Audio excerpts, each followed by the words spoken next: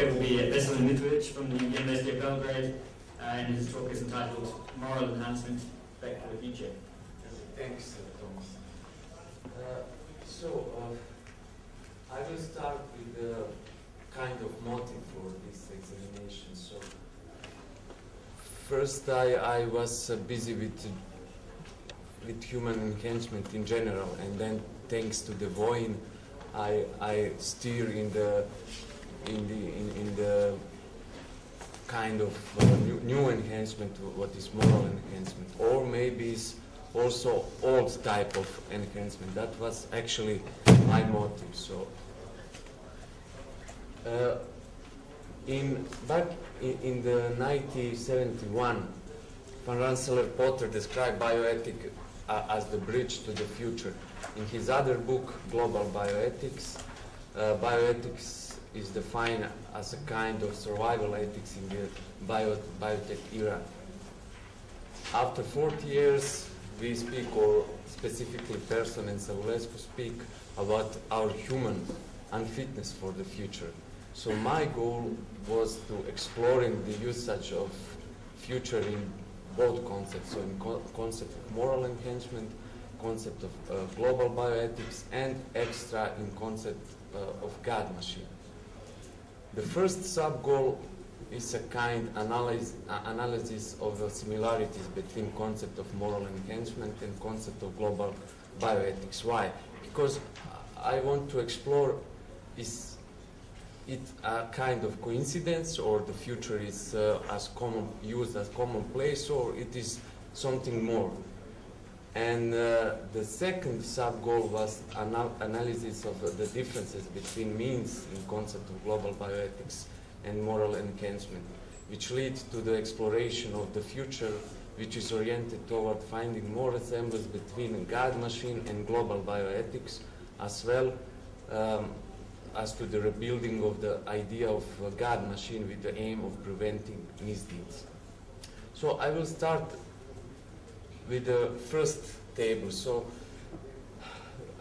we don't get too much time. I don't go in the detail to explain every cell, but I will explain the frame of analysis. So we see that similarities which I analyze are regard time, which mean comprehending of a relation between ethics and time.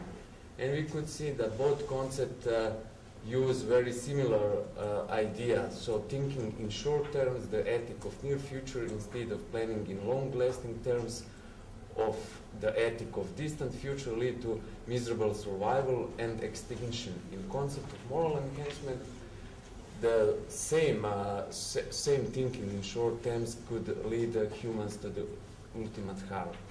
So next category is size, or relation between size of the group and quality of life. So in both concepts with different terms is described that survival in small groups was possible in the past, and that is so-called common morality, and not in the global world. And the next type of similarity was type of present responsibility, or kind of dominant cultural concept. So in the first concept, that is described as irresponsible survival, and in the concept of moral enhancement, it's almost the same, which is lack of aid to the developing world. Regarding ends, there is small differences, or not so small. In first concept, older concept, traditional, let me say, is a kind of enlightenment anthropocentrism. A new concept is a kind of anthropocentric based moral transhumanism, which is survival of human beings, which is acceptable and possible. And from that end, we instead to shape specific policy or politic, and that is in first concept necessity of global or responsible survival. In second is necessity of global responsible liberalism. And as the common or similar characteristic of both policy is that they share the vision of the future, which include the survival of human beings speaking in long terms or thinking in distant future.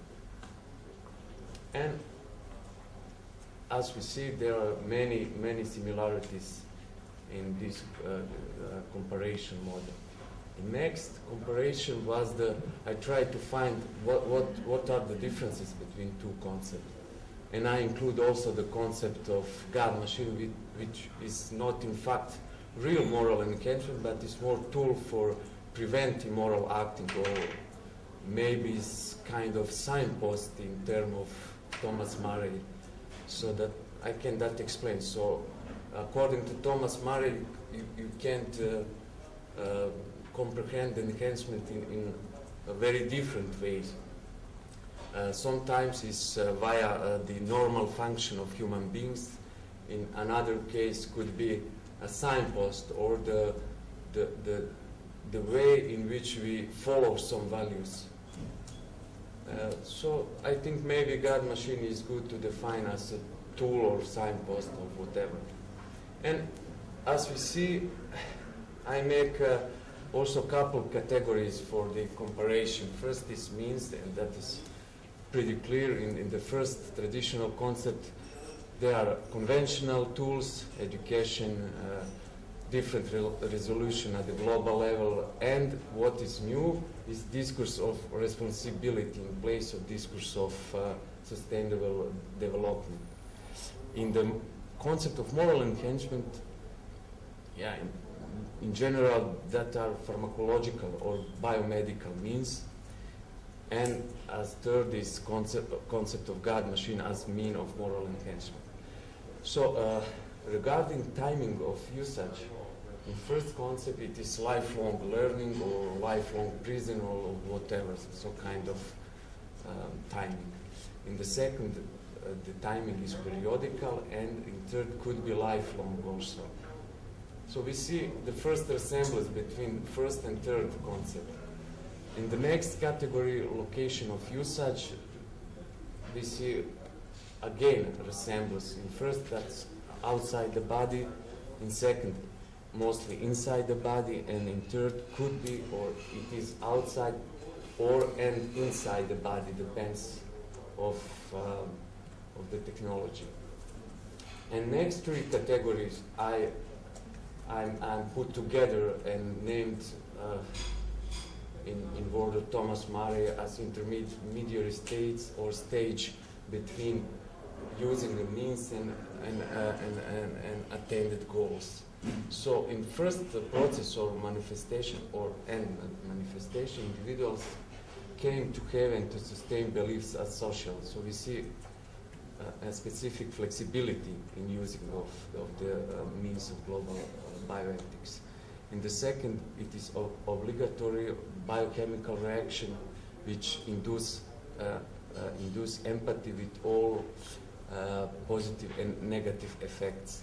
In third case, according to the original idea of Persson and Savulescu, God machine, it is obligatory which understand erasing dangerous minds and replace with a kind of internalization or accepting specific values, which is artificial in fact, and happens in nanosecond. That is the next category. The next category, as I say, is duration type of effects. In first case, is eternal but adaptable. In second, short but fixed. And third is very short. It's measured in nanosecond, and it's also fixed. And the last category is grade of freedom. In first case, autonomy or freedom to fall is not reduced. In second case of moral enhancement, autonomy or freedom to fall is reduced. And in third case, autonomy or freedom to fall is casually reduced. So I think that I can try to propose a little bit rebuilding or recreating idea of God machine in one specific way. So I try to to make closure last three categories to the first concept. In place of erasing a dangerous mind, I propose persuading the mind. In second case, which means fixed effect, I propose possible choice or flexibility. In the third case, when we speak about casually reduced freedom to fall, I propose preserving the freedom to fall potential, so-called potential. And so we came to little conclusion that in concept of global bioethics and moral enhancement, the ends are the same or very similar, but the means are and the intermediary states are completely different. And rebuilding the idea of God-machine leads to the more resemblance between intermediary states of God-machine and global bioethics, which result in the preservation of our autonomy or freedom to fall with respecting the golden rule. And my first question is the narrative approach an acceptable method for exploring the efficiency of the means for moral enhancement, like example, rebuilding the idea of God-machine? And I use one relatively old concept of Alfred Schitt's that about human experience, that experience of past, present, and future in human lives is interactive. So human, according to Schitt's, human acting in the future past time, and the revenge or credit or the Odysseus experience or pact are the most indicative examples. And if we accept that human experience is interactive, then its next question is, could we use future experience of a victim to persuade the mind in the past to stop compulsive behavior of criminals, thereby preventing present misdeed in nanoseconds? It's a little bit complex, but became clear in the next slide. And could such an approach become algorithm for the God machine in the future? And a little bit more about life experience. I will back to Odysseus Pact. We have yesterday, I think, start discussion of is that good example or not. I think that it's very good example, and I claim that apart from deception, what is works in cellular ears or force, which is illustrated through the body which is tied to the mast, it was the experience of the siren's victims and the potentiality of the same experience that persuaded Odysseus to ignore the obsessive compulsion which the siren songs was creating. In act of Odysseus' persuasion, the past and the future create one event. So the extraction of the emotive and cognitive components of pain could be used in persuading individuals not to act upon irrational desires. And I try to make clear in my concept of God-machine or God-machine algorithm, which is kind of economy of pain. So if you have a past, present, and the future, which are not so linear here in algorithm, yes, but I comprehend that in another way, not so linear, it is a little bit old idea, a little bit karmic idea. So if you have in the past obsessive compulsion toward serious crime, and that induce misdeed in the present and victim experience in the future, could we use, as I said before, the victim experience or just the one aspect of victim's pain, which is cogno-emotive component of pain, and exposing the criminal or the past with that aspect of pain? Could be something change in the present? So, respecting my idea that we must preserve freedom to fall, I still give the criminal the choice between the destruction of the victim life. That was my question yesterday. Could we provide freedom to kill and in the same time preserve victim's life? Second choice is cancelling of the crime, and third choice is self-determination attained through the victim's experience of pain. So, now choices are smaller in next step. If criminals still... How much? I don't see from here. 3 minutes, okay, thank you. If criminals still want the destruction of the victim life, so the option 1, then the compulsive thought of the criminal is repeatedly exposed to the future pain of the victim until 2 or 3. This stage we could compare with the colonoscopy, but that is a little bit another anatomy in my case, in the case of the Professor Singer. So it's just in case that criminal chose option 2, then the freedom to fall is not restricted, rather the mind is persuaded to stop the compulsive behavior, and the process is ended in a nanosecond without the reduction of autonomy or deception, which is erasing memory and creating the false feeling of internalization. If, according to this stage, or option 3 is chosen, neither the golden rule nor the freedom to fall are violated. The criminal's choice to destroy his own life is an act of free will. How much time I have? 1 minute?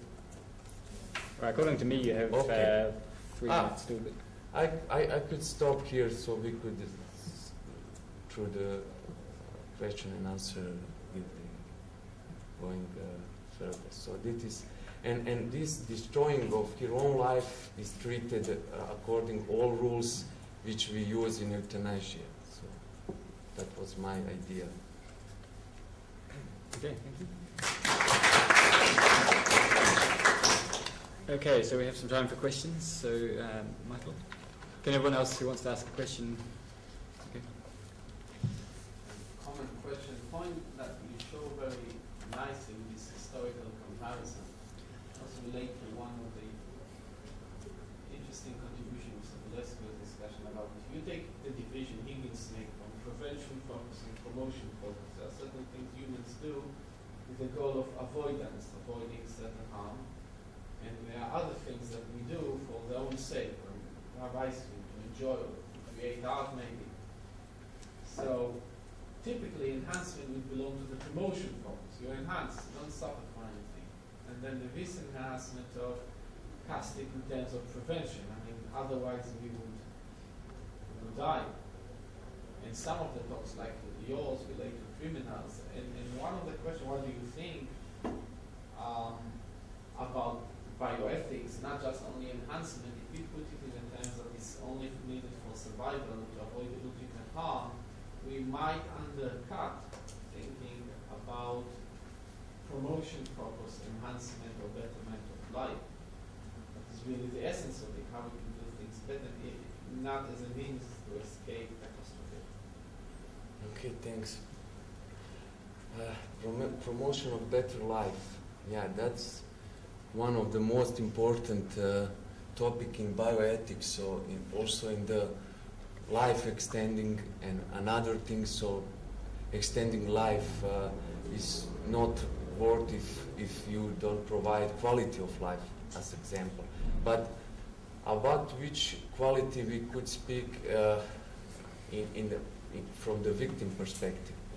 So this is, I say, the God machine is not a kind of moral enhancement or enhancement intrinsically. It's a kind of tool for preventing crime or misdeed or any another immoral deeds, not small criminal acts. And if you just for the second forget the titles past, present, and future, and analyze subtitles like compulsion to a serious crime, misdeed, and victim experience, you could use something like forensic view to detect how is crime committed. Or if you explore pure pain, you could find causes of the death. And on base of that, you could choose for the punishment, or I don't know, prison or not, or something else, castration, chemical castration. But if you anticipate one of the component of pain as an emotive or cognitive component of pain. If you anticipate that aspect, you could maybe prevent misdeeds. So you did two good things in one, or you get two person or post person in one person. You get the criminal and the guardian in the same time. It's a kind of self-sufficient person. Julian. So I was just trying to clarify what the idea is. So I'm about to commit a crime. I'm about to kill somebody. What would happen? Would I be presented with images by this machine of the suffering of the victim or the family, or would it be some? I don't understand what is happening. And yeah, that's a good question. What is response on that visual presentation of machine? This machine is similar to the idea of the orange clockwork here, but it's not the same. Here we speak about economy of pain, and I will call the first option smuggling of pain, because it's precisely what you describe. You have one criminal which is tortured for 2 weeks with he is bombing or projecting with the pictures of violence, and that violence is triggered with music, or I don't remember anymore. I watched the movie very long before, so that is another kind of learning or persuading. When you make conditional or conditional reflex to the violence via some another triggers, and here we speak about possibility that you use a new kind of language which is sensoric. That you don't use any more pictures or words, but you use sense, and might be possible maybe in the future second or third version of God machine that the new or post people could improve here new sense, like sense to feel emotive or cognitive experience of pain. So we don't need more to inject it like in optogenetic method, injected one virus with with the trigger, but people evolve, or genetic engineering help to evolve together with project of God machine. And as I say yesterday, the God machine and the post people, or call what you want, self-sufficient people, they became generic. They increased their generic capacity. So the machine will be learned. Machine will be learned to learn, like in case of language. So that was the idea. Question over here. I would have only one short question. It's only regarding the pain. So, where would you give the place for pain in the space of good and evil? So that means a part of this phenomenological purposes that you subscribe to pain. So phenomenological would be, we have the experience of pain, which is, let's say, bad. Wrong. It's not bad per se. The pain is... So that's my question. Yeah, so pain is most valuable. Sorry, I interrupt you. Yeah. So my question would be only, let's say, it's very noble to start with this bioethical concern with Andre Helliger's Mandensel Potter with this global bioethics, and then from those questions jumped to the survival. But the fundamental ethical question would be, is necessary, how shall we to make this kind of differentiation of pain, status of pain. So some people could be indifferent, the other one could be very negative, having negative experience, the other one would have very positive. So the question of self. That's the question, and I try to explain that. So pain is not bad, it's in fact good, because it's most valuable characteristic of human beings. There are people which have which are symbolic to pain. The people who do not detect pain, that is real problem for them. So the using in pain is not so the homogeneous category. So pain is something that you could divide in sense of discriminative component and emotive and cognitive components. So you can elaborate a little bit more on why did you opt to use the term learning in relation to this God machine instead of inducing? To me, if we are speaking about physical pain, it seems a bit more appropriate to speak about inducing, but then there are different consequences if you opt for one or the other. So if you just elaborate on this. I don't remember. Maybe it's just coincidence. I use term learn for the machine. That machine could learn something about not just pain, but also about humans, about life, about values, and so on. So that in the final count, machine could between amongst things recognize when we speak about political freedom or freedom of feel. I use the words of Peter Singer from yesterday. So the machine could distinct such a thing, but inducing of pain is also a good term. So I don't remember that I use learn, that somebody learned to.